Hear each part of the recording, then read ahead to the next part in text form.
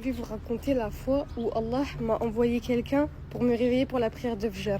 Écoutez bien parce que cette histoire elle me choque toujours autant, même un an après. J'étais à Oran l'année dernière pour les vacances d'été et on était dans un hôtel. Et moi je dormais avec ma soeur et mes parents dans une autre chambre. Il faut savoir qu'un soir, j'avais super mal à la jambe au point où je me roulais de douleur. Il était chaud, brûlant. J'avais très mal parce que j'ai un problème à la jambe. Donc du coup, je pleurais et tout. Mon père était venu me ramener du Doliprane et tout. Il était 2h du matin. Moi, parmi les seules choses que j'ai dit au moment où j'avais mal, j'ai dit à mon père, je vais jamais réussir à me réveiller pour le Fajr. Il m'a dit, bah sinon je toque à la porte. Je dis, non, fais pas ça parce que je vais avoir peur.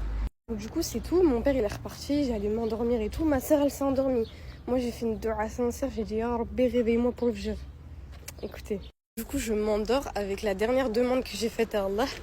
Et là, à l'heure du Fajr, croyez-le ou non, mais je sens mon épaule qui bouge et quelqu'un qui me dit Yasmine, réveille-toi, c'est l'heure de prier, Yasmine, réveille-toi. Mais avec une voix douce.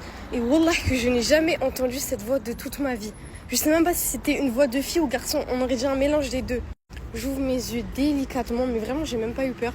Et j'entends 4 Eden retentir à l'extérieur de l'hôtel. Le premier réflexe que j'ai eu, forcément, c'est de demander si ma soeur elle était réveillée. Mais elle ronflait, pour vous dire, elle ronflait.